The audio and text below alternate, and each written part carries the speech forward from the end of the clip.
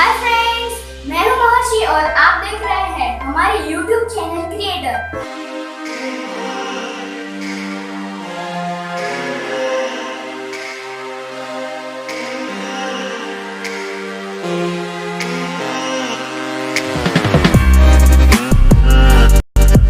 तो आपको लग रहा होगा कि मैंने आर्मी के कपड़े क्यों पहने हैं, तो मैं आज आर्मी के बारे में ही बताने वाला हूँ।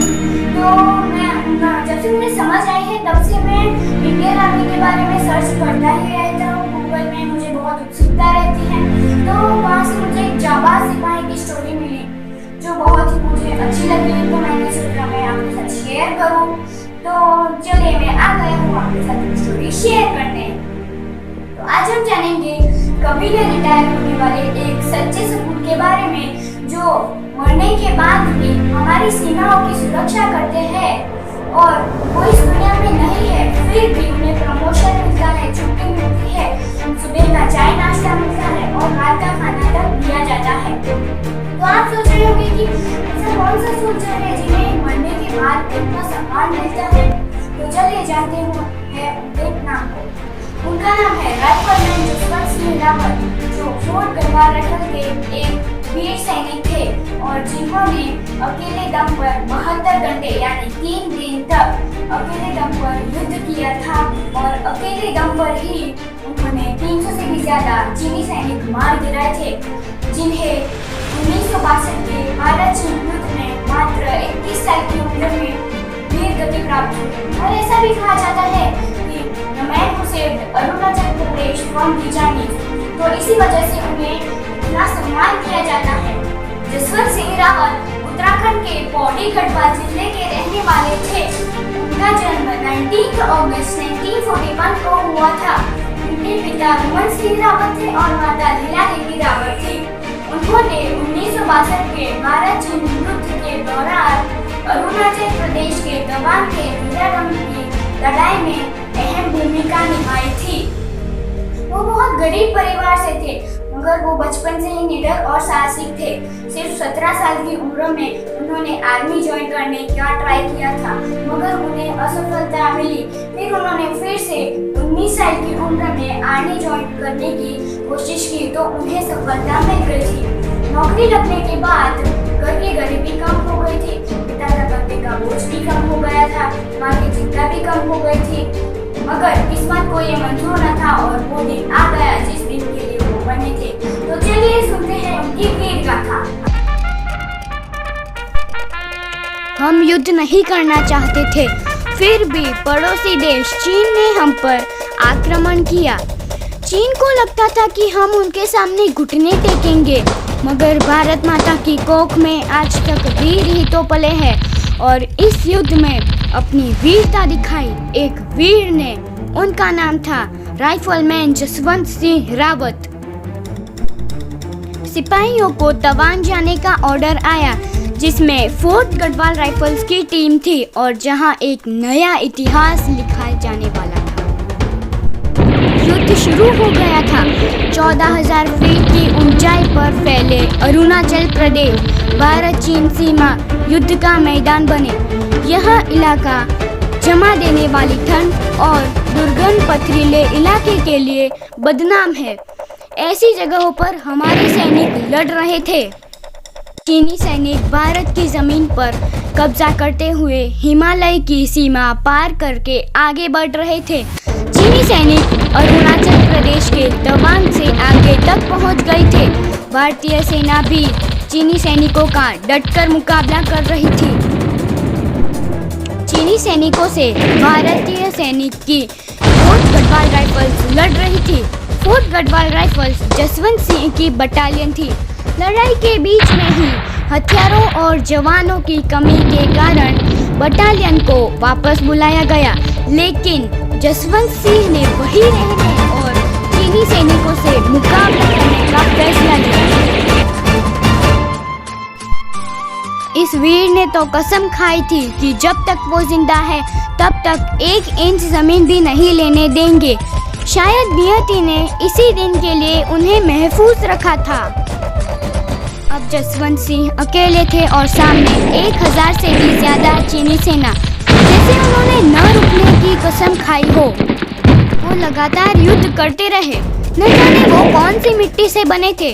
वो न घबराए न रुके। अपने देश की हिफाजत के लिए वो अपनों को भी भूल गए। उस रात ये सृष्टि उनकी साक्षी थी। उनको बस अपना देश और तिरंगा ही दिखता था।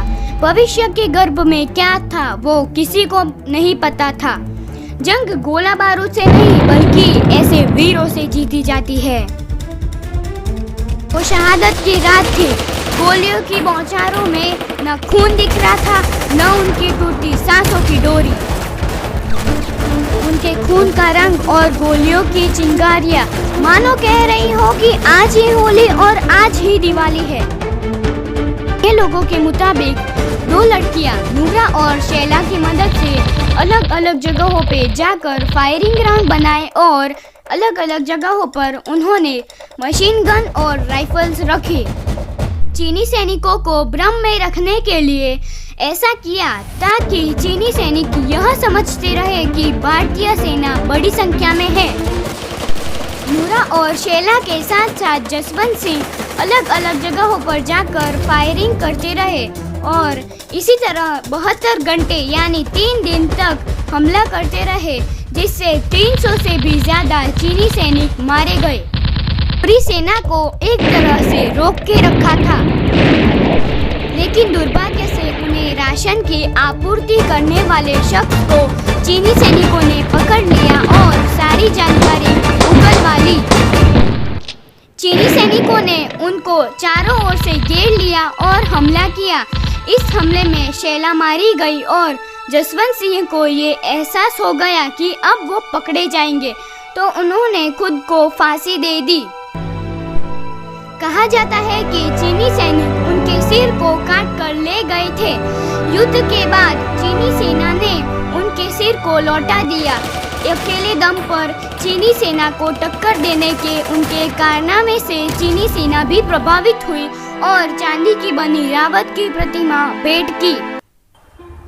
जिस चौकी पर जसवंत सिंह ने अपनी आखिरी लड़ाई लड़ी थी, उस चौकी का नाम अब जसवंतगढ़ रख दिया गया है।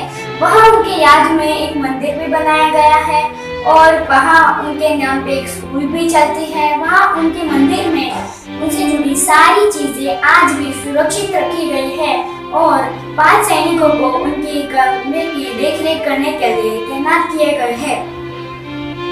उनका बिस्तर भी रात को सेट होता है। उनकी वर्दी भी प्रेस होती है और जूते भी पॉलिश होते हैं। उन्हें सुबह चाय नाश्ता भी मिलता है और शाम 7 बजे उन्हें खाना भी दिया जाता है। जसवंत सिंह को महावीर चक्र प्रदान किया गया है, जो हम सब के लिए गर्व का विषय है।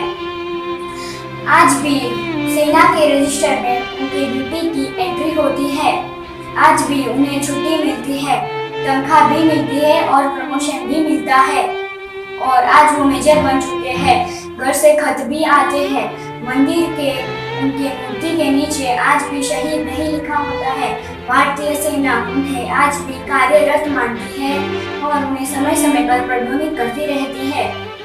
और आज वो राइफलमैन से मेजर बन चुके हैं। घर से छुट्टी का आवेदन आता है और छुट्टी मिलने पर सेना के जवान पूरे सैन्य सम्मान के साथ उनके फोटो को पैतृक ले जाते हैं और छुट्टी समाप्त होने पर उनके फोटो को वापस जसवंतगढ़ लाया जाता है। सेना के जवानों का मानना है कि जसवंत सिंह की आत्मा आज भी चौकी की सुरक्षा करती है और भारतीय सैनिकों का मार्गदर्शन करती है। अगर कोई ड्यूटी के दौरान सो जाता है तो वह उन्हें जगा देते हैं और यह माना जाता है कि आज भी वह उनकी ड्यूटी करते हैं और अपने होने का एहसास भारतीय सैनिकों को समय समय पर कराते रहते हैं। कोई हमले का एहसास होने पर वह भारतीय सैनिकों के सपने में आकर उन्हें सारी बात बता देते हैं और उन्हें सचेत कर देते हैं। And this is the belief even today that is still guarding the Indian border. Jaswant Singh Rawat Mahavir थे, हैं और रहेंगे।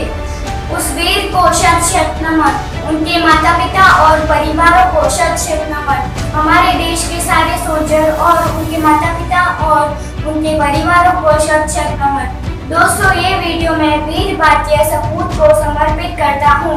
ये वीडियो सारे देशवासियों को पहुँचाए और हमारे सोल्जर का सम्मान बढ़ाए और ये वीडियो हमारी युवा पीढ़ी को बताए। दोस्तों, ये कहावत है, शरीर एवं राष्ट्र के स्वस्थ रहने के लिए एक ही उपाय है, चीनी बंद। शरीर के लिए देसी गुड़ और राष्ट्र के लिए देसी गुड्स। आपको ये वीडियो कैसा लगा? अगर आपको ये वीडियो पसंद आया हो तो इस वीडियो को लाइक, शेयर एंड सब्सक्राइब कर दीजिएगा और साथ में बेल आइकन को भी दबा दीजिएगा, जिससे आपको हमारे वीडियोस का नोटिफिकेशन मिलता रहे। तो चलिए चलता हूँ मैं दोस्तों, मिलते हैं हमारे नेक्स्ट वीडियो में। जय इंडियन आर्मी, जय भारत।